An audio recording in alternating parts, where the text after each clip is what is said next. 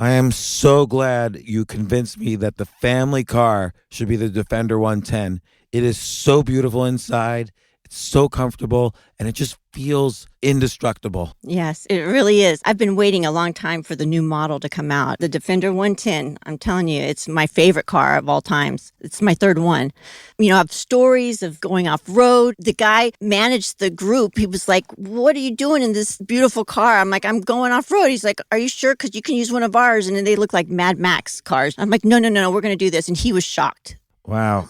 Well, it's great because the Defender has been reimagined for 21st century adventure, and its unparalleled off-road ability as well as its robust interior are invaluable whether you're headed towards uncharted territory or just a weekend of exploration. The Defender 110 tackles challenging surroundings with absolute confidence. The SUV conveys strength outside and in, featuring peerless technology like an intuitive driver display and an award-winning infotainment system. That's my favorite part, to keep you connected no matter where the journey takes you.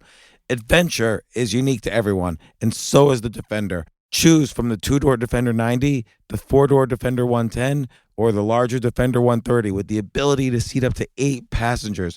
You'll find uncompromising performance in all three. So pack up and go even further with the Defender 110. Learn more at LandRoverUSA.com/Defender. These days, we're all investors, trying to be smart with our money despite our worst impulses. But at iShares, we believe that deep down inside of every investor is a better investor. One that's just waiting to be let out. Explore iShares ETFs and insights and let your best investor out. Visit iShares.com for more information. This isn't your average business podcast, and he's not your average host. This is the James Altucher Show.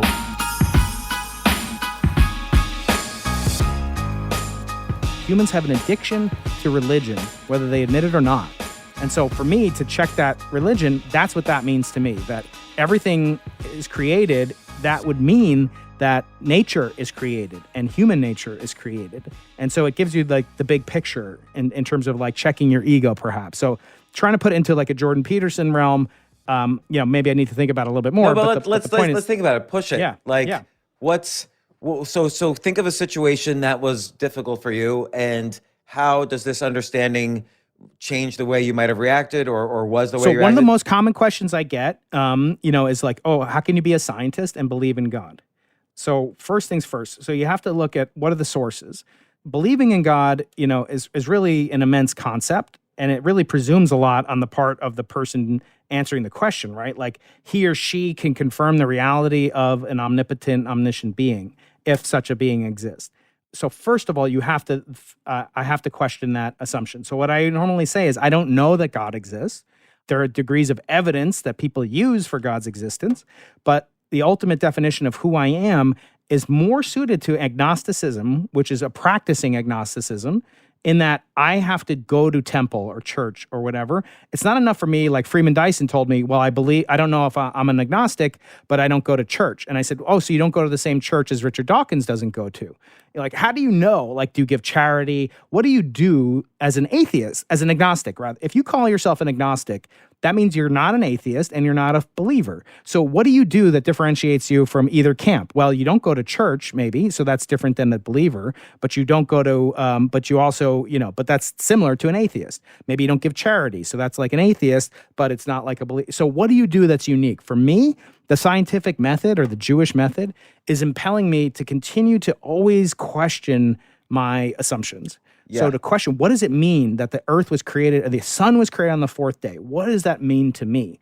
First of all, it means that the religious people there are religious rabbis who say that they can prove the universe is 14 billion years old from Genesis. So I immediately say that's complete nonsense, and here's why. Because first things first, the sun wasn't created till the fourth day. So how do you have the laws of physics that they try to pigeonhole, like the Big Bang and the quark gluon transition, all the stuff we talk about?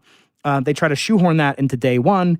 Then day 2 is like the CMB. Day 3 is like the formation of the solar system. Day 4 is the sun, like that. And it's complete nonsense. So I can refute that with a statement in the Torah. So that means I don't have to dedicate any more energy to trying to prove the Bible is true. That's liberating. Yeah. It's very liberating. And there's another. That's a rule that I live by because sorry to interrupt, James, but it's a parsimony. It's a parsimonious principle. It's an economy of thought. So it's Occam's razor. If I don't have to think about something, it's like Steve Jobs wore the same turtleneck. It removes decision fatigue. I don't have to think of anymore. I'm like, well, what's this guy, Stephen, I forget the name, this pretty famous guy at the Discovery Institute. And he's got all these books out about, Darwin was wrong. Here's why. I don't have to think about him anymore. Because now I can say, look, their premise is completely faulty. They used to think the universe is 15 billion years old. So they wrote the book and made it come out. Now we know it's 13 billion years old. So everything that they said previously, I can just disregard. They have no credibility to stand on. The religious people. Now the atheists, who are saying, well, this is we don't have a religion. Now I can say, no, look, lo and behold, you do have a religion. And you're not being sensitive. You're not actually an atheist. You're a devoutly religious, but it just means that you have no God. Yeah, and so it's interesting. Why do you default to the Torah to help you? It's kind of like you say, like a lot of people outsource their decisions. Like, I'm going to outsource my decisions to Democrats. So, okay, give me an issue and I'll give you the Democratic response, and that's my opinion. So you're outsourcing your decisions to the Torah. What leads you to that? I think the Torah has a tremendous amount of rational wisdom in it, independent of whether God wrote it or not, or God exists or not. It has rules that have withstood the test of time for millennia. It has practical interpersonal rules. It has rules for how you relate to your fellow man, how you relate to God, and how you relate to yourself. So it's, as you said last time, it's the oldest self-help book in history. Right. I mean, it really is. So I default to that as what is called a touchstone. So a touchstone is a piece of rock that you would rub what you thought putatively was gold onto, and it would make a mark. And that mark would reveal whether or not this had the same properties. It was a form of calibration. So it would calibrate whatever stone you were checking against some standard, because you do it against gold, you do it against fake gold potentially, and you'd know it. So what I do is I run things by the Torah. So why that versus like the Quran, for instance, which I wouldn't say is a good guide to living, but a lot of people default to it. I'm a purist, so I'm not a zealot, but I like to go back to primary source materials like St. John's College, right? So you go back to the primary source. For me, the primary source of the 3 Abrahamic religions is Judaism, is the Torah. And I think it's a huge difference, and I want to make that point in our book, the difference between the polyistic origins of the universe and the monotheistic origins of the universe. That's very crucial because, having multiple gods allows you for this network effect to take place between the gods, right? So you can have gods squabbling for supremacy. You can get all sorts of paganistic, interpretations for why science. So monotheism allowed science to take place in the fact that once you accepted that God existed, or once you accepted that there wasn't a God for thunder and that God was different from the God of earthquakes, if you then said there is one God and there's a rule that the God created, even if you don't believe in God, you have to agree that one God is superior to multiple gods. If there's going to be at least one God, only one God is superior to multiple gods, to 2 or more. So I'm drawn to monotheistic religions. It's the oldest monotheistic religion, which means it's had a lot of A/B testing. Right. And because of that, now I can use it to compare. It's not that I go through it as a checklist and say, if I do get married to my wife, I need to give her 3 zazim and a camel to be named later. I look at it and I say, why is this put here? Why is it that, let me use marriage again. Why is there a contract that specifies in the Torah what the wife gets if we're divorced and what the husband owes the wife in terms of intimacy, sexual intimacy, in terms of physical support, financial support? Why is that not wise? What did it do? Well, for the first time in history, women had agency. They had some material stake. Yes, it's not as great as Gloria Steinem would have liked, but think about it in its context. There's a book that had to speak to readers 3,000 years ago and speaks to readers today. So it's time tested. And in that case, I'm going to use that until further notice. It's like I could come up with a checklist for my airplane, James. I could possibly come up with a better one than the one that was made by the manufacturers. Theoretically, if I spent my whole life, I'm pretty smart, I could do it. But why do that? Why not look at what exists and then try to apply it and then look for conflicts in it. And it's not to say there aren't conflicts in the Torah that I have great problems with. There are things in there that I suspect very heavily were not written by God, and so forth, if God exists, which I don't know, and I freely admit that. But the ultimate thing, James, is like, I'm a scientist. What do scientists do? We solve puzzles. What's a puzzle? A puzzle is different than a mystery. A mystery cannot be solved, right? But a puzzle can be solved. But both bring you delight. Like, have you ever done, you do crossword puzzles, you play chess, right? I mean, you could just have, you play one chess game and be like, I'm done with chess forever, right? Like, okay, it's just variations of what I just did. Or, but you do it again and again, because every time you do it, you get a little bit of that thrill that you got the very first time you played chess. Similar with solving a Rubik's Cube.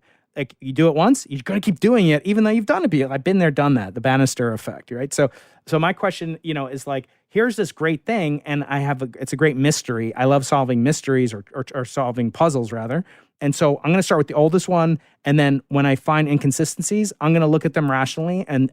But the difference between me and Richard Dawkins is I'm going to give it the benefit of the doubt, because it's done a lot more for me personally than has Richard Dawkins. Just expanding on that, let's just take this 7 days of creation as an example, because this is the one people try to do, this one-to-one mapping of the 7 days creation onto the origin of the universe. That itself, you could almost take any situation in life and put it through a process equivalent to the 7 days of creation. So the first day is, let there be light, right? And then there was light. So now you could take any situation, and, just like in science, we have this known area before the situation and then this unknown area afterwards. And we have to start, suddenly there's light. So we're shedding light. Before you could take action, you have to shed light onto a situation. So somebody hits you, you can't just knee-jerk respond back. You have to kind of you have to say, let there be light, and you have to divide the light from the darkness. So why did this person do it? Were there good reasons? Were there reasons I'm not understanding? You have to name and label what's happening, like even in your own emotions. Like, am I getting angry? Should I respond back? Will that put me in jail? Like, and then the second day is divide, the waters from the land, right? That's the second day. Yeah. And so now you have to say, okay, well, it's not just that it's chaos, like there's water and land. It's like, okay, now we've got to separate out what we know, and we have to stand on firm ground to make a decision about the waters. It feels like you could do this one-to-one mapping of Genesis onto any situation to figure out what to do. And it's the same, and that applies to the Big Bang. That applies to if your wife were to leave you, if someone were to hit you, if someone were to fire you from a job. Like, it seems like this is, even the 7 days of creation are by themselves a guide to not only life, but the scientific method. Like, we have to, just by definition, we don't know something. Right. The animals, the herbs. Right. Like, we're kind of figuring it out as God's figuring it out for any situation. Like, okay, now I can see the light. Now let's separate out something a little more solid, the water from the land. Now we have to have the animals. And right. And God says, like, with surprise, when he creates each thing, he says it was good, right? He saw the land and it was good. But only with man does he say it was very good. When he created the human being, male and female, he created them. He saw it was tov ma'od, which means very good. That's unique. And so that suggests surprise, right? It's different than the previous other ones. And there's something unique about man compared to the monkeys or whatever.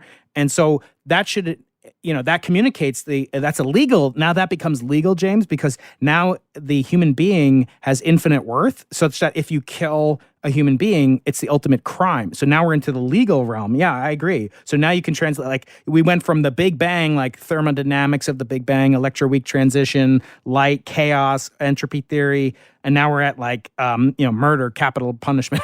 But we got there only because step by step we labeled what we were learning. So, okay, we see here's the light, here's the darkness, here's the land, here's the water, here's the it's distinctions, it's separations, right? Yep. And here's the animals and man, right? The animals, and the animals have male and female, right? And so by coming to this top-down understanding, that's how we should approach every situation, every argument. When you're a lawyer making an argument in court, you say, on this day, Jack was just walking along.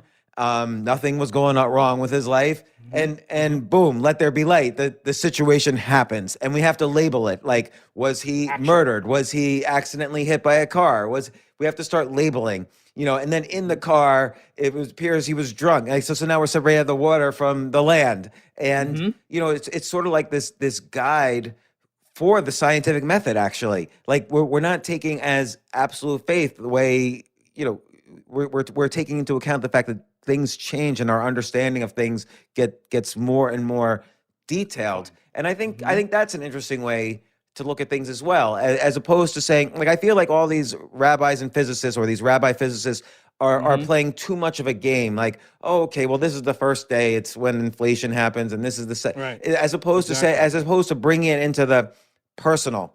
And I think ultimately the personal is the step people don't take for some reason. Like, take the Constitution as an example. What's the first right in the Bill of Rights? It's the freedom of speech. So people look at that in this societal way. Like, everybody is allowed. By the way, God spoke everything into existence. But yeah, go on. Yeah. Right. And so, it's all connected. But like, most people look at this, even constitutional lawyers look at this in terms of, well, if there's freedom of speech in public places, then this person's allowed to say that.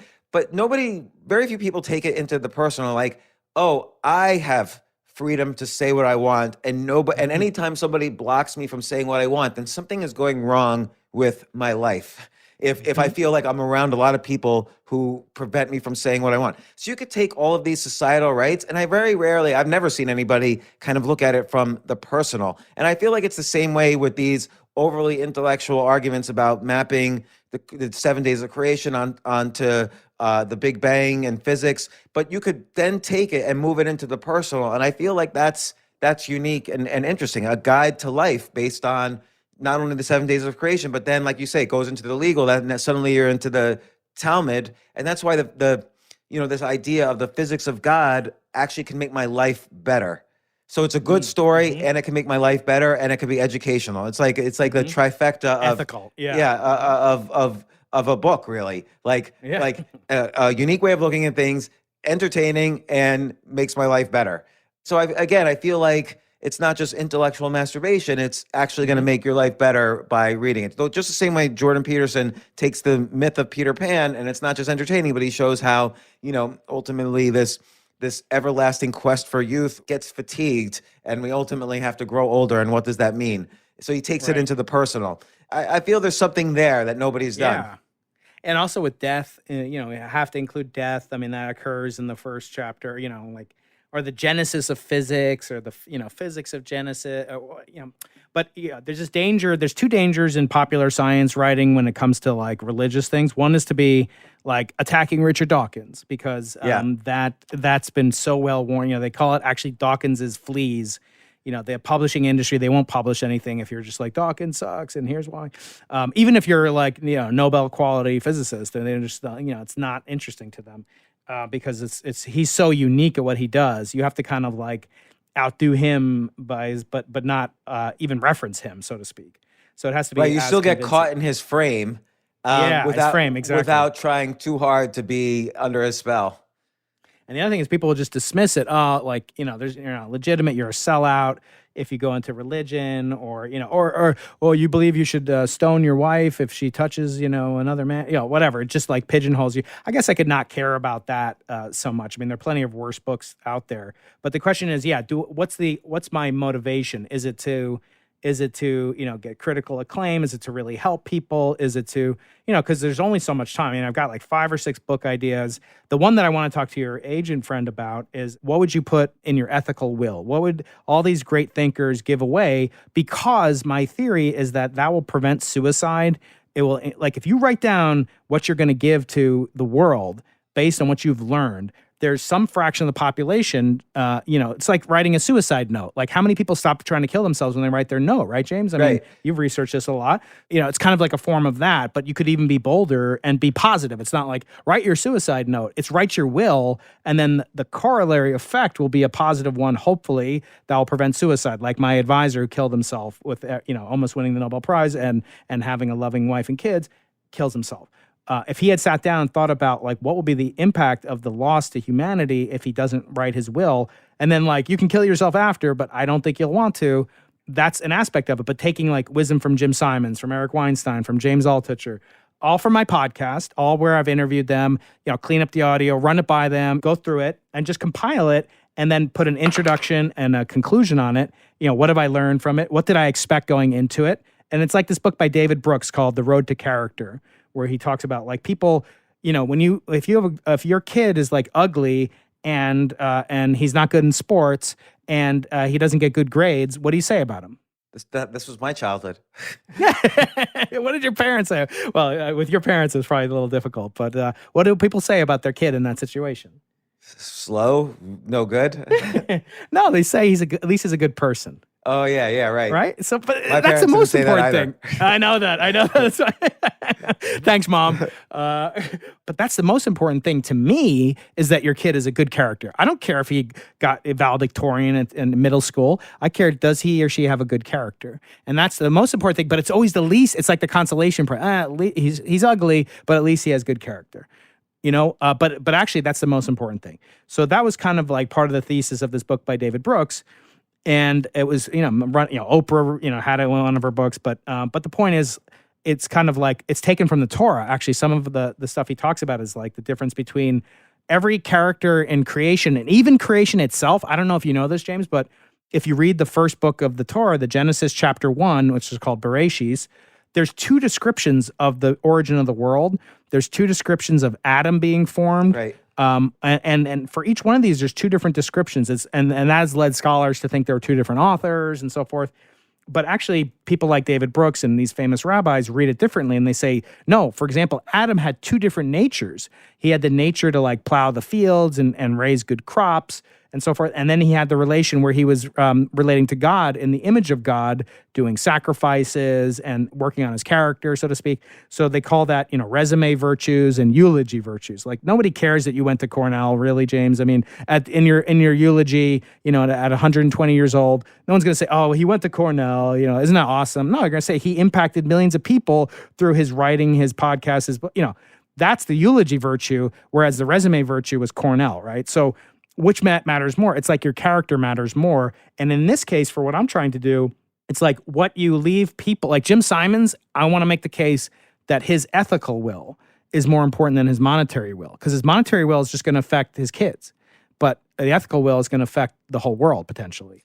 Right. And you know what I see with this is I see this as like a huge TED Talk that is then easily made into a best-selling book. So this is the sort of TED Talk with 10 million views that you then make into a book. I even have a title for it. You want to hear the title? Yeah. Oh, well, I like the ethical will. Yeah, that would be the subtitle. So the title I have so far is Deadlines. So dead space lines, like deadline, because your life's coming to an end, you have a deadline. But it's also like lives of the dead, like this is how you live on. And so it's how writing your ethical will prevent suicide, prevent suicide, increase joy, and create happiness, something like that. 3 different things. It's so funny because, and again, I never, the title's the title, whatever you feel is the best. Yeah. But it's so funny how you like the word play, right? Yeah. whereas if you just say, write your ethical will, everyone's going to know what you mean, and they're still going to be just as interested. Right. Like deadlines is going to be like, oh yeah, that's cute. What's he talking about? Right. And losing the Nobel Prize is like obvious what it's about, right? Yeah, you're right. And you look at like Nassim Taleb's books. Nassim Taleb, he writes in almost this unreadable fashion, except for the title. The Black Swan and Fooled by Randomness and Anti-Fragile. Yeah. There's such skin in the game. There's such great titles. I think I told you in my next book, I have a chapter that's just about his titles. And I specifically say you don't have to read the books, you just have to read the titles. Yeah. And you know the entire book. And they're great. That's true. There's a lot of interesting things there. I like this idea of kind of this unique way of mapping God and creation and physics onto a methodology for living life and making decisions. Separately, I like the ethical will. I think that by itself is not religious, but could be a whole TED Talk and then book. I think those two ideas by themselves are like breakthrough, taking to the next level sorts of ideas. Yeah, because I think the unique thing about I'm not the best physicist in the universe. I'm not the best, ethical person. But I think my unique thing is Torah wisdom combined with a scientific way of looking at the world and curiosity of looking at the world with combined together as idea sex. That's my unique niche. Eric's like pure science, brilliant. Sam's like that, and he delves into but he's almost like an anti. He's like more anti-religion than he's religion. It's like he's defined by what he's not, so to speak. Right, but still the idea of questioning the unknown is both Yeah. in physics and religion. Now, except Yes. in religions where it becomes dogma, where there might be like a charismatic leader or Right. a religious sect that takes things literally.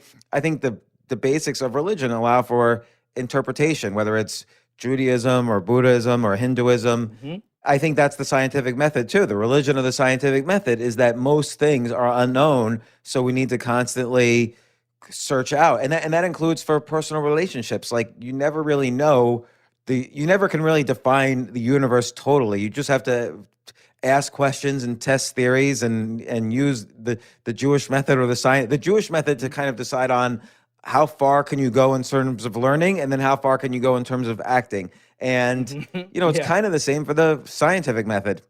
Yeah, that's right. You want to assume the different. You want to assume the conclusion, test it, refine it, iterate it, but also adversarial. Like I don't just accept it because I like you and you're my friend in the faculty club, but I'm going to test it, and if it's useful and beautiful, like Weinstein always says, there are things that were like physicists will win the Nobel Prize, and that gives them prestige.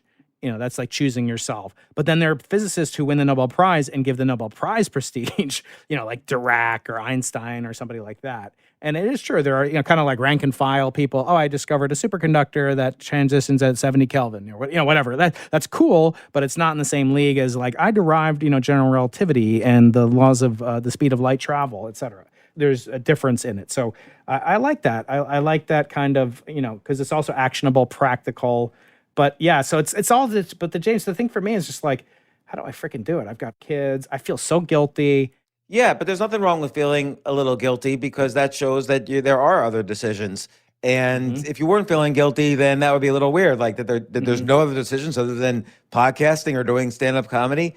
But I feel like each step of the way, as long as I'm kind of learning and improving, I'm going to be a better person for them and for society. And, for instance, A role model for them, yeah. for instance, for both podcasting and I'll compare it to comedy, like what you learn is not just how to make jokes or how to interview people, but you learn different perspectives on how to view the world. Like I could, using the comedy way of life, I could walk into a room and instead of just saying, hey, this is all the things that are right in this room, I could look at the one thing that's wrong in this room. Right. And I've built up that muscle. And so that helps me when I'm looking at my kids' lives or other people's lives or, helping people who are involved with, I'm like you. I do lots of different things. Like, Yeah. I have a call after this about Yeah. Black Lives Matter with one of the main African American guys out there who's trying to write a book on this, and I've kind of been semi ghostwriting the book for him. And Charlemagne? yeah, Okay, go. so he That's awesome. every week or two he resurfaces and pushes it a little bit more forward. I hope he knows the election's coming up soon. But I know. Yeah, but it's it's gotta like do that. but it's like I don't have to do that either. But because of all these different experiences, you become not a civilian. You become somebody that's you're called to action in many different ways, and that it's like you're surrendering to the force. Like this is what the force guides me, and that's another way of looking at it. And then my daughter just wrote to me, and I'll call her later. But Yeah. I wasn't always there when they were 6 years old. Maybe I wouldn't have been that good for them when they were 6 years old. They went to school. They dealt with their mom. I would see them sometimes, and that's it. Reminds me, I have an opening bit. So you always say, what comedy is about, kind of walking into the room and noticing what's different. This is my opening bit when I become the stand-up cosmic. So I come in, I'm like, look, I know what you're all thinking. It's the elephant in the room. We got to address it. It's on everybody's mind. how do we unify gravity with quantum mechanics in a relativistic framework? Just like something Yeah. that's on nobody's mind, because it's like the opposite effect of like trying to figure out what's on anybody's mind. Is like, But then I would do one more twist after that, because that's funny and they'll Yeah. think that's the joke. And then Yeah. one more twist is like, and what does it have to do with me picking up chicks, or something something that's Right, like right. totally mundane, but like somehow it all relates to that. Yeah. I had another one about transcendental meditation. So like I got this new meditation app, but how come they want me to pay in advance? It's like they don't trust me. It's causing so much anxiety. I need a different kind of app for that. So I went for transcendental meditation. I figured I'll give that a try. And they go there. The first thing you do is you have to pay them for a mantra. That's stressful. But, tell me if you think this is weird. My mantra was scrotum. That's really weird, So I returned my mantra. I tried to take it back, but they take PayPal, so they want to do it as on a subscription refund basis, blah, blah, blah. But just keep going with like, how absurd is it? All these meditation apps make you pay in advance for the year. And it's like, that's kind of stressful. It's like, it's gonna freak me out a little bit. Yeah, and then there's kind of a couple things that come from that too, which is like, and then I don't know the joke around this, but a lot of atheists, have you noticed a lot of atheists are really into TM? And it's sort of like they're so they literally, like, I never have conversations about atheism other than with these people who are like really, really atheists. Like, I could never believe in a guy with a beard. And I'm like, first off, nobody has thought that God's a guy in a beard for 1,000 years. Second, you just replaced it with you're paying $5,000 for a word that is somehow going to satisfy all your religious needs. And there's something I find very not honest about that. Yeah, it's like, at least go to the airport, let the Hare Krishnas give it to you for free. Yeah, right. And somehow you can get them around to just believing in God. So you mean you believe in something that exists, but some text will make you happier, and you could live your life that way, and it explains, everything around you. It sounds like you're back to the Old Testament. Right. You got this old guy in a room with a beard sitting on the floor. It's like back to the beginning. The other thing is, I guess now that I'm thinking about it, comedy is also about saying what is on everyone's mind, but no one will say. So when I was just in Virginia, I went up on stage with the mask on, and I grabbed the mic and I started talking, but I made it in such a way that people really couldn't understand anything I was saying. And so after a second or two, everyone started laughing because that's what's on everyone's mind. So that wasn't unusual, other than the fact that just wearing masks and the fact that we're all okay with it, I guess, is unusual. But so anyway, it's interesting because it's all related. But I like the idea of taking it in even into the personal, what you're doing with the Talmud. And it applies even all the way up to the 7 days, like just the 7 days of creation, I think, is a guide to living life. Yeah, that's a really good point.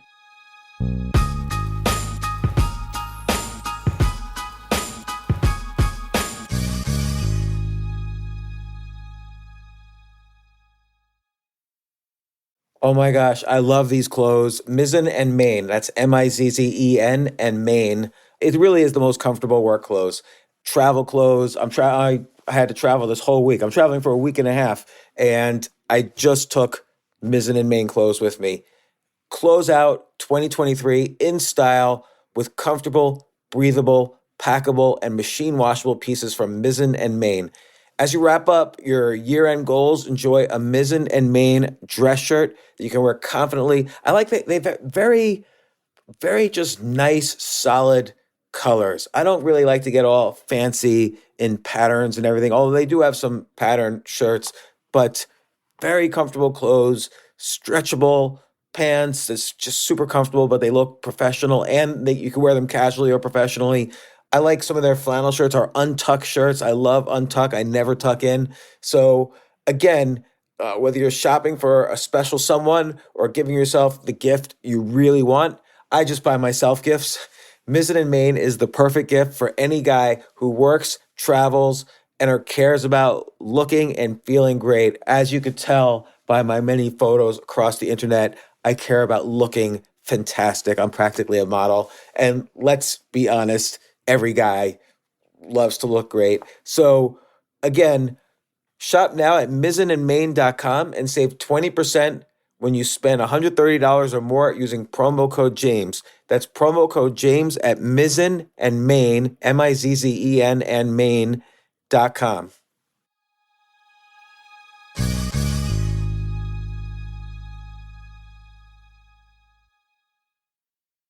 You know what I love about fantasy sports is that even though I'm not going to be a great basketball player or a baseball player or a football player or whatever, I feel like I get to participate and make decisions and use my knowledge of these different leagues or these different sports to compete.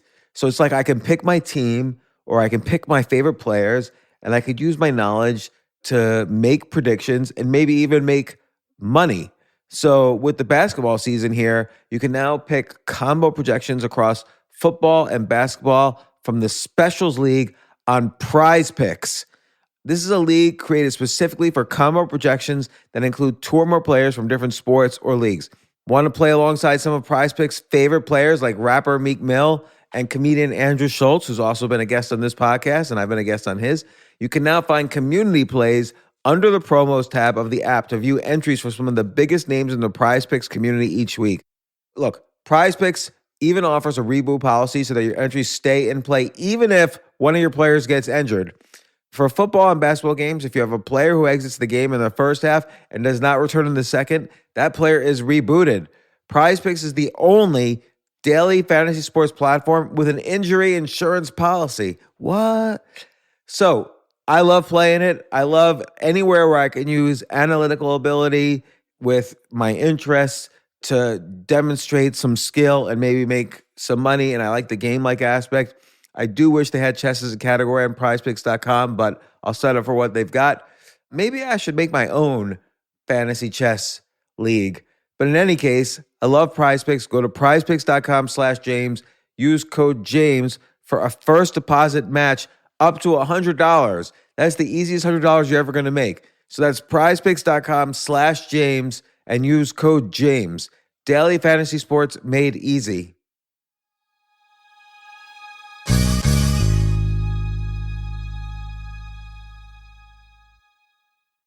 The future of learning is definitely online. Like, it's such BS that you have to spend $200,000 or take $200,000 in loans and go to some fancy school when it's useless. It doesn't guarantee you a job. Most employers, including me, do not care about degrees or grades or anything like that. We want to care that you love what you're doing, that you know what you're doing, in some cases that you have experience or that you're willing to learn. But people in general love learning and are curious. Like, the key to success is curiosity. And I think masterclass.com is the perfect model for online learning. I'm really happy they're sponsoring this episode. If you're going to give a gift, give the gift of learning. Masterclass makes a meaningful gift this season for you and anyone on your list, because both of you can learn from the best to become your best, from leadership to effective communication to cooking. Let me tell you some of the classes I've taken. I've taken comedy from Steve Martin. I mean, can you believe I can take a class from Steve Martin on comedy, or Judd Apatow, my favorite comedy director? I could take an actual class from him on writing. Wolfgang Puck on cooking. Dan Brown on writing, or Judy Bloom, who's been on this podcast, on writing. By the way, Wolfgang Puck also has been on this podcast. It's such a pleasure. I try to take classes all the time from masterclass.com. And whether you're watching Masterclass on TV or listening in audio mode in the app or on their site, the quality speaks for itself. It's like these Masterclass instructors are your own personal mentors that are going to help you reach the next level. How much would it cost to take one-on-one classes on comedy from Steve Martin or on chess from Gary Kasparov? You just wouldn't be able to do it. But it would cost hundreds of thousands of dollars. With a Masterclass annual membership, it's $10 a month. Memberships start at $120 a year for unlimited access to one-on-one classes with all 180 plus Masterclass instructors. So it's not just $120 for one instructor. You get all 180 plus Masterclass instructors. Boost your confidence and find practical takeaways you can apply to your life and at work. And if you own a business or are a team leader, use Masterclass to empower and create future-ready employees and leaders. That's the real education in today's world. So this holiday season, you can give one annual membership and get one free at masterclass.com/JAS. JAS, of course, stands for the James Altucher Show. So right now you can get two memberships for the price of one at masterclass.com/JAS. Masterclass.com/JAS. Offer terms apply.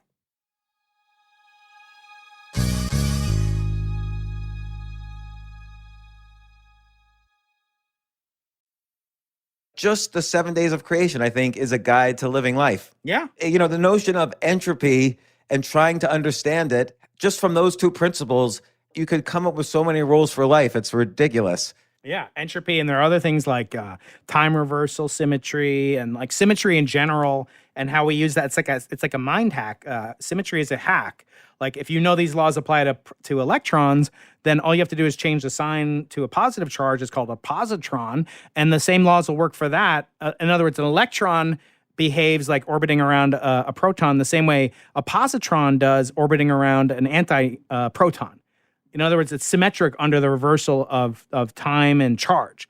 So, and like a pendulum, if I just show you a pendulum going back and forth, you can't tell me if I'm showing that to you in forward play or reverse play, because the laws of physics are symmetric under the interchange of time with time reversal. So in other words, if you look at the solar system from above and the Earth's going around the sun, you can't tell if you're looking at it from above or you're looking at it from below with time being reversed. There's nothing in the laws of physics that can distinguish that. Now, why is it though that if that's true for molecules and positrons, how come that's not true? How come we can't move backwards in time on a daily basis? In other words, how come there is an arrow of time that moves us forward? Maybe we should start the Big Bang talk now, because that's deeply connected with this law of motion that says that time can only move forward. It's a mystery because we don't understand if the laws that these things are based on don't care about the sign of time. How can it be that the output result is radically dependent on the sign that you choose for time? In other words, there's a huge difference between an egg broken on the ground versus an egg on the countertop. And yet the laws that govern it, there's nothing that prevents it from, jumping backwards and reassembling itself, but that never is observed to ever happen. Right, and you're saying there's nothing different because all the laws would still work if you reverse. Yeah, Newton's law applies to a pendulum going back and forth, and you can't tell which way time. If you imagine a movie of a pendulum, just play it forward. The pendulum clock is swinging, and not with a clock with a directional hand assigned to it. Just a pendulum going back and forth, no friction. You can't tell if you're watching that movie forward or reverse. But a pendulum is symmetric, whereas the breaking of an egg is not. The breaking of an egg feels like entropy. So there's order beforehand, chaos after. Well, so let's look at mixing cream into coffee. So mixing cream into coffee, the molecules are moving. There's nothing that prevents them when you first pour it in. There's nothing that says that they can't all move in the same direction that they were poured in from, if you like, inside the coffee, and then unmix and just stay that way. There's nothing that says that. But what ends up happening is because of interactions with the macroscopic world, that those cause entanglements that then prefer an increase in what we perceive as entropy or disorder or randomness. So in other words, the microscopic laws are not dependent on the sign choice of looking at the movie going forward or backwards. How come it's always seen that time goes forwards and never backwards? In other words, pendulums never stop, are never actually going backwards, or they never jump out of the pool and onto dry land. So based on our last conversation on this stuff, it would seem like because we can't look at it from the outside. So let's say there's spaces in 4 dimensions, including some time component. We're inside, so it's hard to, like, someone on the outside can see it in both directions, but we're inside, so we can't, is my assumption. Yeah, but it's also a big problem for the alternative models that we're discussing, in that if you want to say that the universe began from the big crunch of a previous universe, somehow that crunch, which we normally would think of as a very high entropy condition, where everything's now compressed together, it has extreme randomness, it has to then emerge on the other side of the bounce or the origin point of the next universe at a very low entropy state, such that it can evolve into a higher entropy state today. So that is sometimes called the entropy, conundrum when it comes to models like the cyclic universe that we're discussing.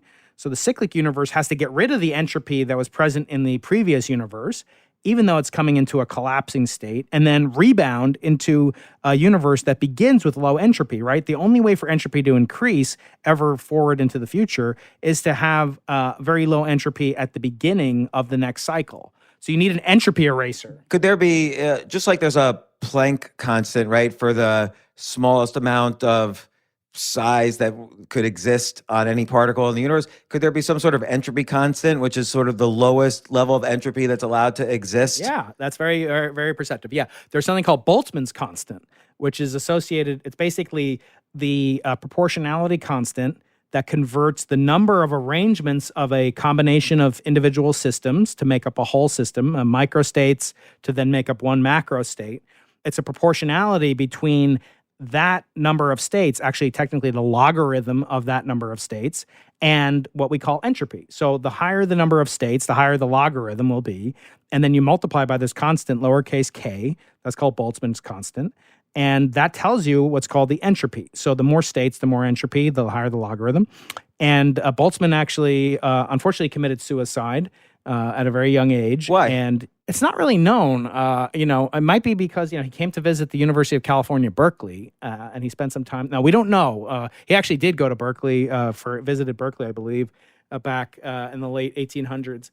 I'm not entirely sure, but what's interesting is that equation, entropy equals his constant times the logarithm of the number of states, that's engraved on his tombstone. So he committed suicide, and now it later became, it's universally known as this. He almost discovered quantum mechanics in a certain sense. So was Boltzmann's constant though? Like, let's say you take out the number of states. Let's say there are no number of states, and and the logarithm's down to 1 or 0 or whatever. Is there like a lowest point that entropy can be before you can't go any lower? Because now you're lower than Boltzmann's constant. Yeah, so you could actually measure entropy for like discrete systems. So for example, take a bag of pennies, 100 pennies, and then throw them on the ground.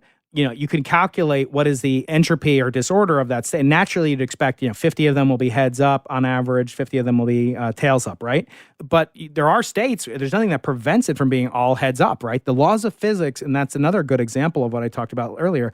The laws of physics, there's nothing that says that all the coins won't be heads up. But we never observe that because there's so many more states for them not to be all. There's only one state where they're all heads up, right? So the logarithm of that entropy has to give us, this one state, and then multiply by Boltzmann's constant if this were like atoms or something like that. And that would give us a measure of that entropy. But obviously there's many more states. There's a higher probability that aren't in that configuration.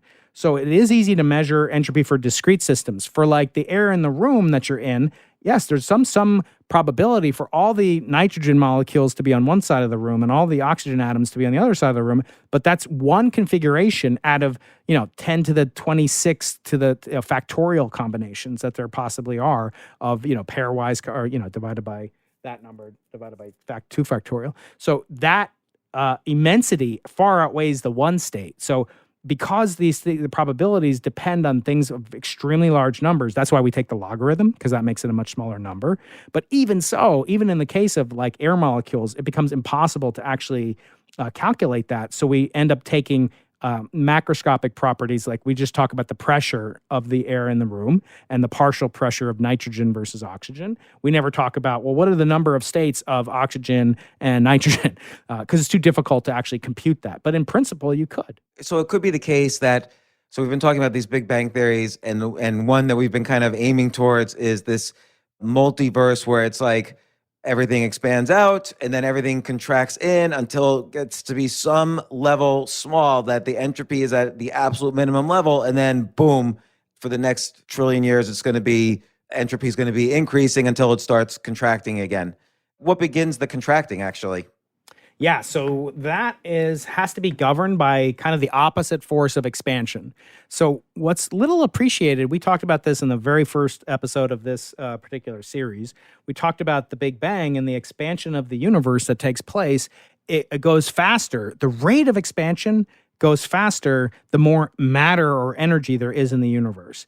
Partially, you could think of that as, related to what we could consider the pressure of the universe, which is related to the relativistic energy density of the universe. But wait, is any matter or energy created after the Big Bang? Matter can be created and destroyed at will, but energy can't be. Even though we think of the universe as coming about from nothing, that problem has to be solved by something like the multiverse in order for there to be an energy state prior to the Big Bang / inflation. There has to be some storehouse of energy that we call the inflaton energy. That has to come from somewhere. And so it's impossible for that to come from nowhere. But after that happens, then that energy can be interconverted into matter via the standard E = mc² relationship. So I think you're asking, how does the universe start to collapse? So that's an active area of research. What I'm trying to say is that collapse is naturally thought of as the inverse of expansion. That there's many ways you can collapse, just as there are many ways you can expand. You can expand at a constant rate, for example. You could expand at an infinite number of constant rates, like, well, different universes would have different expansion rates. But you can also accelerate in your expansion. And that's what we observe in our universe today, that not only are galaxies moving away from the Milky Way galaxy at some speed, but tomorrow they'll be moving away faster than that speed by some tiny amount that depends on how far away they are currently. And this is because of the influence of dark energy? Exactly. And dark energy is very allied and concomitant with what we think about the early universe's inflationary epoch must have been like. But whereas we know that there's dark energy or there's acceleration of the universe today, we don't know for sure that there was inflation in the early universe, which is why the stakes are so high for experiments like BICEP 2 and the Simons Observatory, because we would like to go about and discover that there was an early period of acceleration that's not unlike the late time expansion that we're seeing that's accelerating as we speak. I mean, there's constant books and theories and everything about inflation, but all that still is not quite guess, but hypothesis.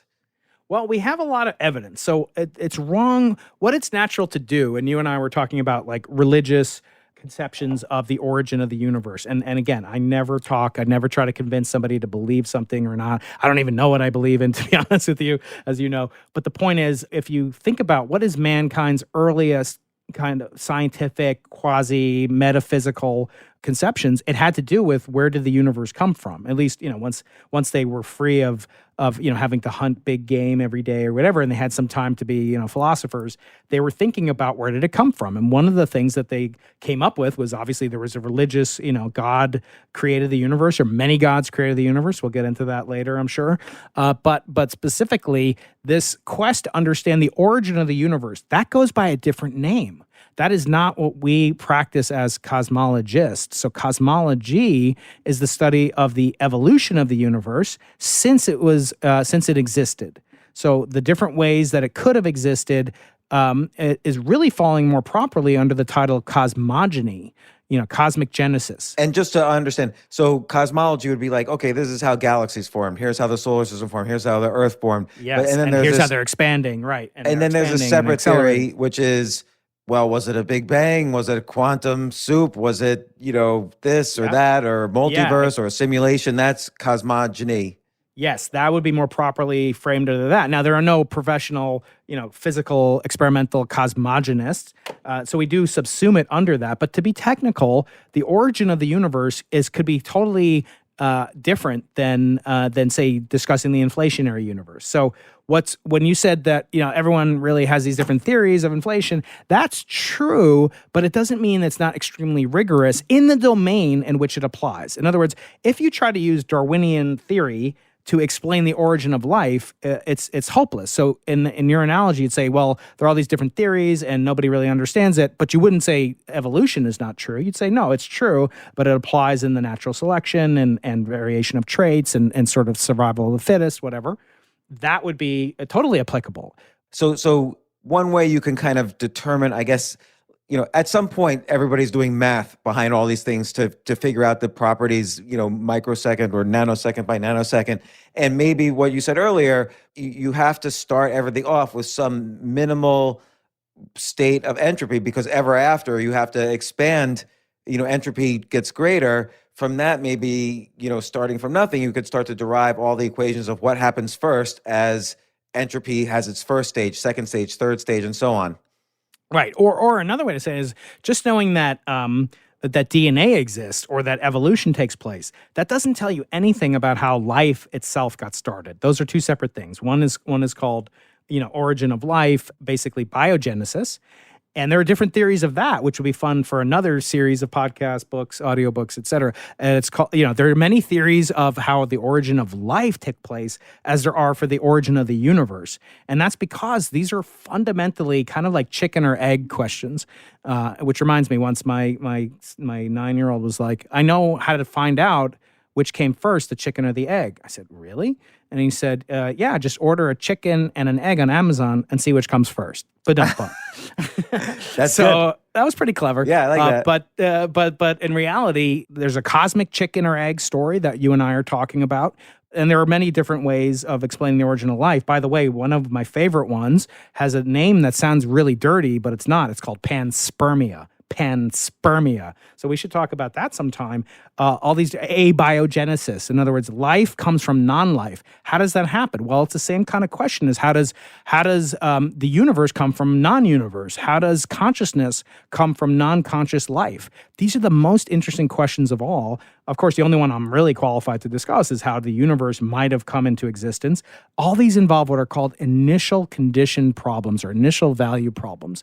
How do you determine the initial state of a system when you're not able to witness it and provide any physical data from the actual origin of it itself? In other words, if you make a new type of hyper chicken, whatever, a new car or something, like, you can describe, oh, how did I come up with the Tesla or whatever. But in this case, we weren't there. No one can ever go there to take direct physical evidence in the form of data. So we're relying on models and theories that they then have to comport with the evidence we see around us today. So you described galaxies just a few minutes ago. Inflation describes how galaxies could emerge and have the exact properties that we observe, but only predicated on some mechanism that started off inflation in the first place. It seems like a lot of these critical first theories of things, and let's stick with the universe one, implies that at some point there was an area where it's beyond all the rules. So, for instance, a singularity, as you've pointed out in the past, we've never noticed something in the universe that is infinite, either infinitely big or infinitely small. And a singularity is sometimes described as being infinitely small and infinitely dense, and then for some magical reason explodes, which is why, considering that is outside the laws of physics as we understand it, that singularity, that the big crunch makes more sense, that everything was contracting until it got to some constant where entropy can't go any lower, and then it explodes again. Right. Yeah, so that it more comports with the notion that we seem to have that effect must be preceded by cause. And so if you see everything that's just effect, there's no cause preceding it, that's very distasteful to the human mind. And that's why things like singularities end up playing an important role, because singularities allow you, in some sense, to admit that you're ignorant, but sort of sidestep the actual problem itself and assume that the predicate took place. In other words, assume that there was a singularity and that singularity was driven, into existence and had certain properties, including the origin of time.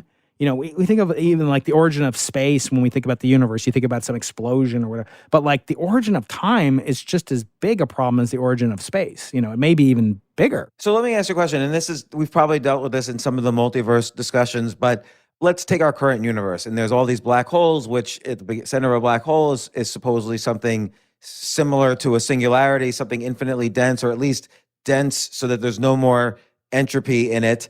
And maybe there's a multiverse version where every time there's one of these really intense black holes, it explodes, and that creates a new universe. And it's just kind of this ongoing universes within universes within universes that, our universe will give birth to trillions of new universes through black holes. And this universe itself was once infinitely small in a black hole in some other universe, and on forever. But you know what the question I'm going to ask you is, right? No. Where did that multiverse come from? It's always infinite. It's always been there. So then you are describing, in some sense, a static universe. Like there is a static, what we used to call nowadays, when I was a kid, we used to call the universe everything there was. But now you're kind of, and I'm not right. criticizing you. This is actually what people think about, right? But each static universe, though, doesn't fall subject to the contradictions of the steady state universe we described in the first episode, because we're all following these rules of starting within other universes that started, according to all the laws of physics. So there wouldn't be contradictions like there was in the steady state universe. Right. So that is a superior attribute of your model, this multiverse. I should also point out, it's not mandatory that it be. So there's different types of infinity, right? There's like the infinity of the number of numbers that you can count on your fingers if you had enough fingers. Right. But then there's the infinite number of digits in pi. There's the, rational numbers, irrational numbers. There are different classes of those. There's infinity to the infinity power, so there's different classes of infinity. There's also different classes of eternality, right? So you can have an eternal universe that lasts forever, right? You would say that that's eternal, correct? Yeah. But it could come into existence. It could come into existence and be eternal to the future, but not eternal to the past. And what it came from existence, from that process of coming to existence, could be eternal. Right? Or it could be finite. In other words, it could be that time came into existence and all you have to do, all quote unquote, is account for the origin of time. And that is another concept that people have. In fact, that's related to one of the Hawking-Hartle universes that we'll talk about eventually. And that is that there is an origin of time itself. And then from time coming into existence, the space can come into existence. And there are processes by which, we can convert sort of the energy associated with the dimension of time in a geometric sense. We can convert that energy, some of that, break it off, and convert some of it into spatial dimensions. It could even be that there's more than the 3 spatial dimensions that we perceive to exist. So there could be that nothing takes place, no events take place prior to some moment.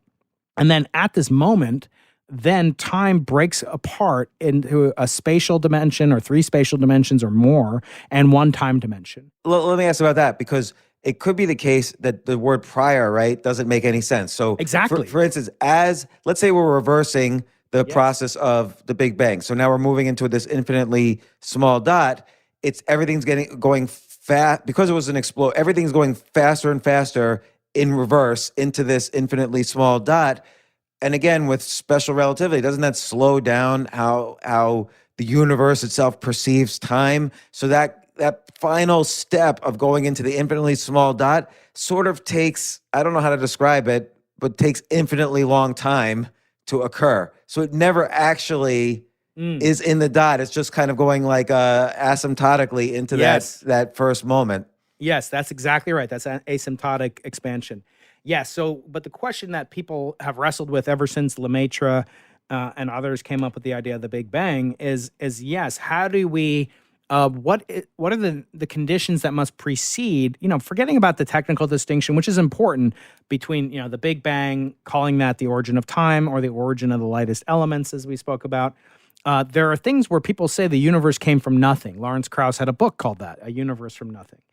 Which basically says there's a quantum fluctuation that caused our universe to tunnel into existence, converting quantum mechanical, 0-point energy into, positive universe and a negative energy universe in the form of gravity, complementing the positive energy universe in the form of matter. And so you don't violate conservation of energy, which says you can't create or destroy energy, but you can have matter, et cetera. But that always asks the question, where do the laws of quantum mechanics come from? Is that something that should trouble us? In other words, he's saying, Krauss and other people are saying that the universe can kind of tunnel into existence as a quantum fluctuation. But it's also, so you ask, a quantum fluctuation of what? And you'd say a quantum fluctuation in some field.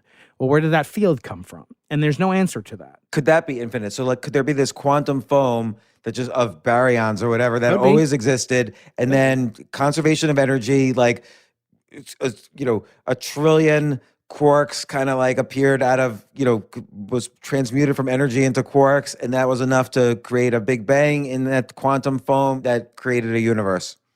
Yeah, so this is kind of this proposal of Hawking and others that there was essentially that there was no time that we can conceive of before a certain event took place, and that you can call that the Big Bang. That's kind of the boundary condition. What's interesting is that in a physical system, what you must always specify, say, just take a pendulum, like a grandfather clock's pendulum clock.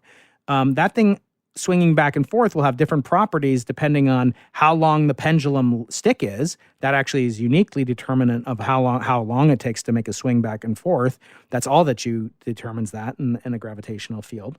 And then there's also where did you start off the pendulum to begin with? Did you displace it from the equilibrium position at the bottom? You must do that for it to move back and forth. So there's 2 conditions. One is called the boundary. How far can the pendulum swing back and forth, which is bounded by its length. and where did it start? So what Hawking says, and with this collaborator James Hartle, who's a cosmologist at UC Santa Barbara, they had this theory that essentially there was nothing before the Big Bang, but that's because effectively there was no time. Time came into existence at this particular moment, at a moment.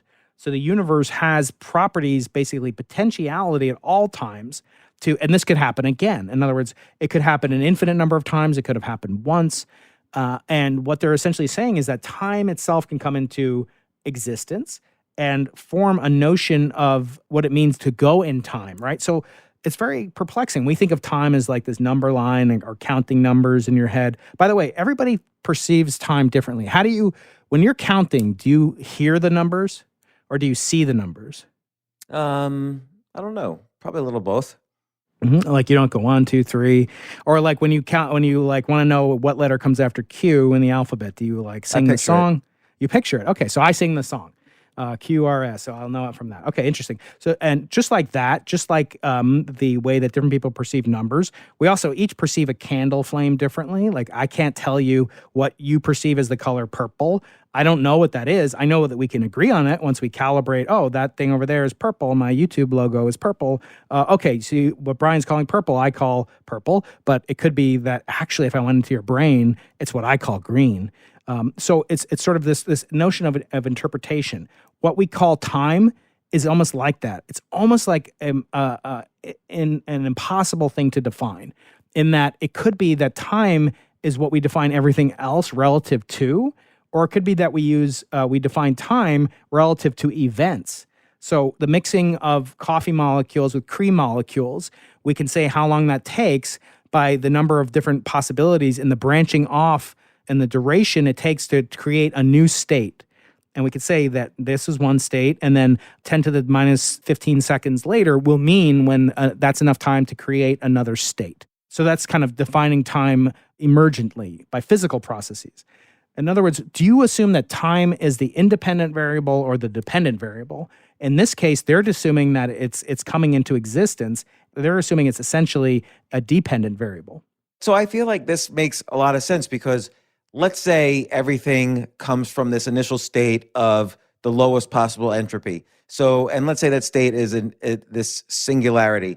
So everything is changing relative to each other, right? There's no human to perceive any of this stuff. So everything is changing relative to each other. So things are going infinitely fast back into the singularity. Like if we're doing it in reverse, mass is going infinitely fast back into the singularity, and time, because of relativity, is going infinitely more slow as this happens.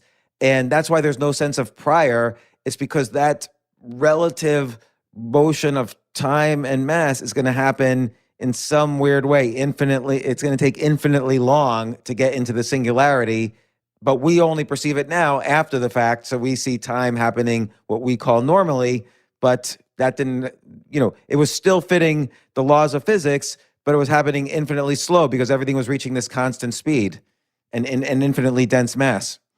Yeah, the problem with that is that you will, from these equations, want to derive a law that will apply not only at the beginning of the universe, if it had a singular beginning, but that should apply today. But wouldn't relativity do that? Well, relativity, again, the word relative means that it's describing the perception by at least two observers. So how will two observers agree on the meaning of time? It's not enough to have one observer to define relativity any more than you can tell if you're moving in the train car or if the train next to you is moving and you're stationary. Because unless you have two different reference frames, it's kind of a meaningless question. Right, so you can ask how you perceive time, but you can't measure anything physical about that unless you have at least one other event or entity in the universe to measure against. So in their case, it's not enough to have only relativity. You also have to have quantum mechanics, and that always, to me, just being honest, it always, like, you can say that the universe emerged from a quantum fluctuation, but I'm still going to want to know, where did the laws of quantum mechanics come from? It may be that they're just like, I think I asked you this, like, have you ever seen a triangle? Yeah, right. And you can't see the point. We can only just theorize about the point. Exactly. So you might only be able to, like, you may have never seen quantum mechanics, or quantum mechanics might not exist, or maybe it does exist in what's called a Hilbert space. So in other words, maybe everything is just mathematics, and we're just extremely, advanced mathematics, and are, and working together, just as the molecules don't know about entropy. In the beginning, if you just have a ping pong ball by itself, one yellow ping pong ball, there's no notion of entropy until you add in a couple more ping pong balls and more green ping pong balls and red ping pong balls. Then you can start describing the variation relative to the other states that can equally claim to be equal, to themselves, and then you can get the emergent property of entropy and with regard to ping pong balls. Okay, but I still don't understand where, if it's the case that everything kind of goes infinitely fast and then infinitely slower as it goes to this infinitely dense dot, why do we have to think about a before? It's just forever. If we're doing this in reverse, it's as if we were to perceive it, it was as if it was getting slower and slower and slower forever. And that's where there is no Big Bang, except for the fact that unless we take it to infinity, which we can never do. So right. But the problem is that these models have to have some kind of field within them. So it's not enough to just have the notion of time, which, in other words, relativity is predicated on the existence of matter. So you can't ignore the matter. Otherwise, there's no observers, there's no reference frames, right? Right. So there's matter getting infinitely dense and infinitely small as it gets sucked back in. We're going in reverse, right? So it's getting sucked back into the singularity. So there's still all the matter in the universe. Right. But then again, where does the singularity come from? So in a black hole, we know where it comes from. It comes from all the matter falling into it from a super dense star, or an companion being swallowed up by another star that exceeds a certain limit called the Chandrasekhar limit. So in that case, we know there had to be preceding existing matter that then became, in this model of the emergence of time, there has to be quantum mechanics. In other words, there has to be something that exists. Now you can call it the laws of physics, right? You can't say, and even they need more, because they need this thing called a scalar field, which is kind of like this inflaton that we talked about before, that allows, for fluctuations to then manifest themselves, and what inflation actually does very well, predicting the distribution of galaxies. But getting back to this, their claim in the original paper is that there's a ground state of an excitation of a wave function. So wave function is like the F equals ma, right? The acceleration term, the second derivative of something called the fundamental equation of quantum mechanics called the Schrödinger equation. So they say the universe as a whole has a wave function. It's incredibly complicated. Every single particle in the universe is described by this wave function. The wave function has been evolving for a period of time that we perceive to be 13.8 billion years. But at the very beginning, if you go back in time, the wave function had a very simple form. It was just like pure energy. It had a configuration called a ground state, but the wave function existed. But what I'm asking you is the philosophical problem. Where does the notion of quantum mechanics itself come from? In other words, is that fundamental? Did that exist forever? It has to, right? But again, maybe it's asking too much of these theories, in that we just can't comprehend something truly, that is eternal. It's just impossible for us to comprehend that. But I feel like we're assuming always that for any moment, there's a moment before it. And wouldn't it be the case that, again, as things, I'm sort of keep asking the same thing in different ways, but as things speed up to infinite velocity, that time itself infinitely slows down to compensate for that. And so we never quite get to a prior, there's some moment where we still stay within the rules, but we never get to a prior moment. So the answer to your question is that's what's happening. That's the beginning. What you're saying is implicitly kind of sneaking the ball across the goal line, because you're assuming that time is slowing down, but you have to ask the question again, relative to what? Who is observing this slowing down? Who is this manifest to? Because if you traveled near the speed of light, James, you don't feel anything different. Nothing happens to you differently. You wouldn't get more dense. You'd only get, compressed relative to me. I would see you as more dense because you'd be undergoing what's called length contraction.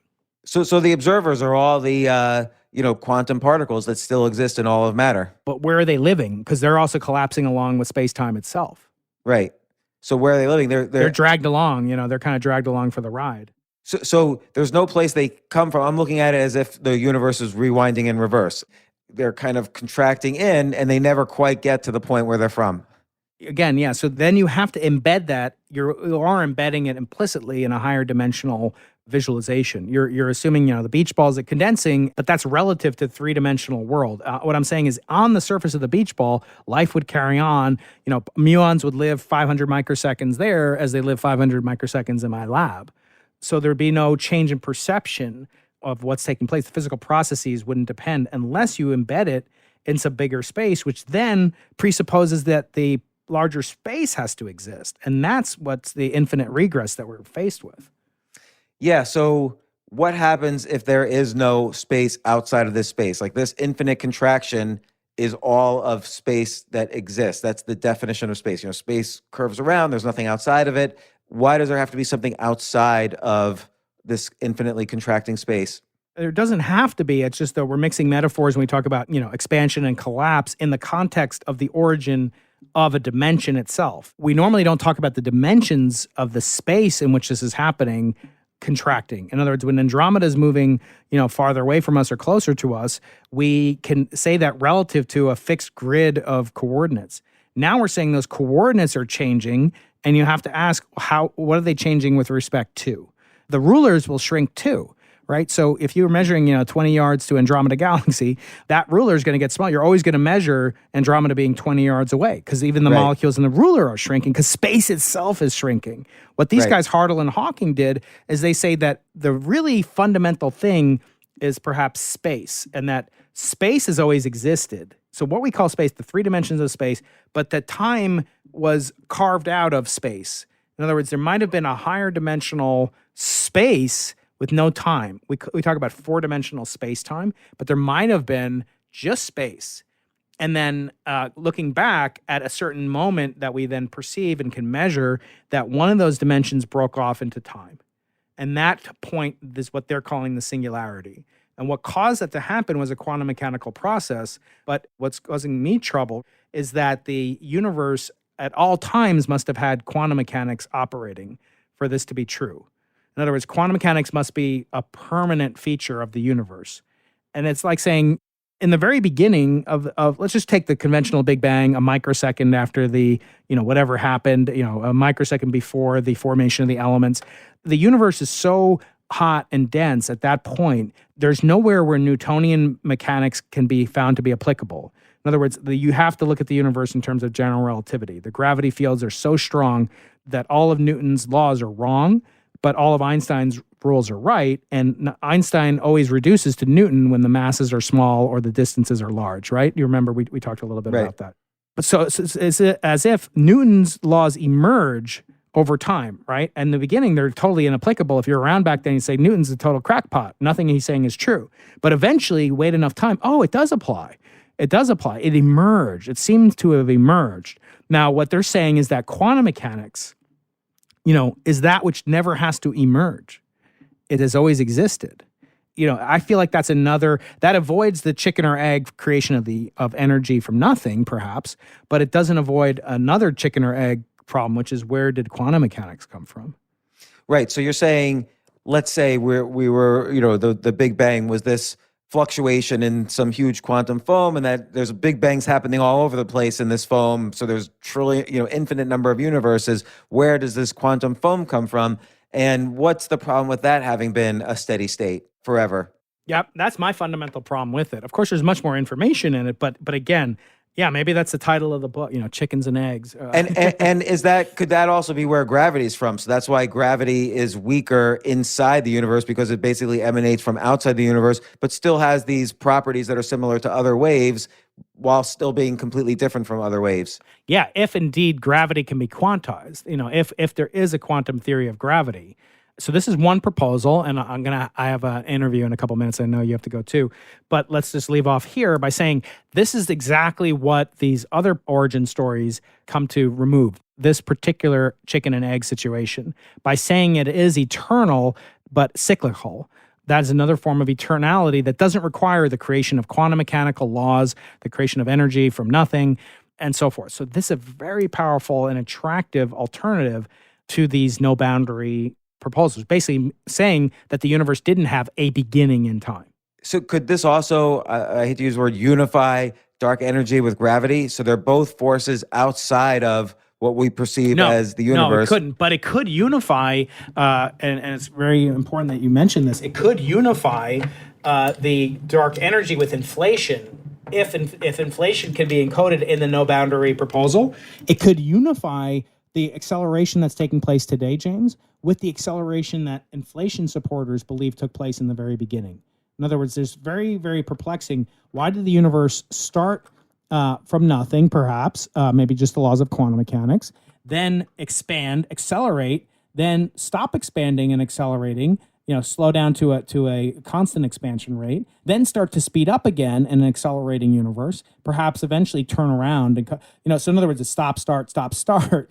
It's very perplexing how that actually occurs.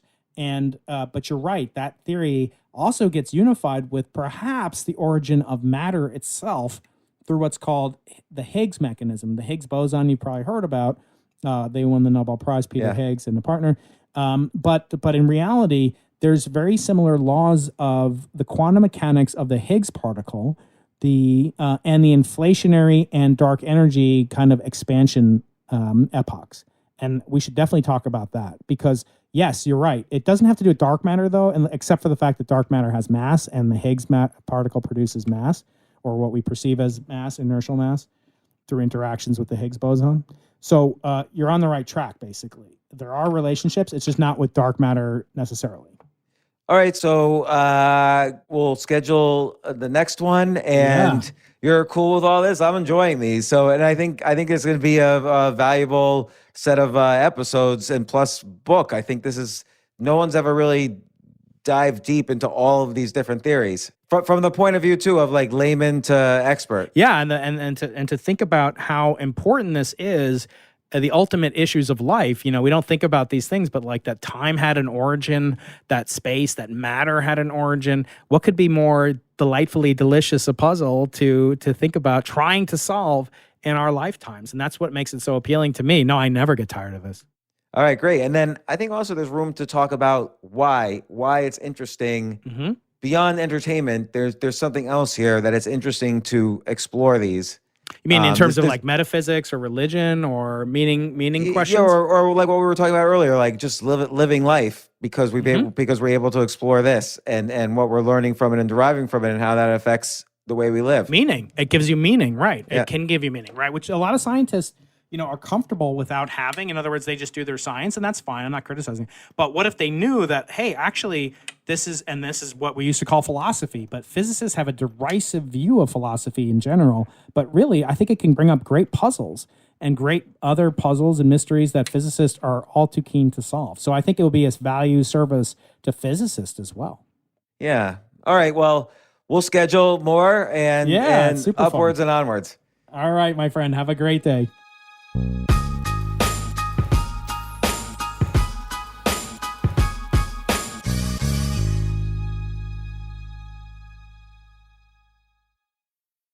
At FedEx Office, we're here with the holiday cheer and expertise to help get your small business's to-do list done. Let us help you slay the holidays with the products, services, tools, and timelines that will make your business bright.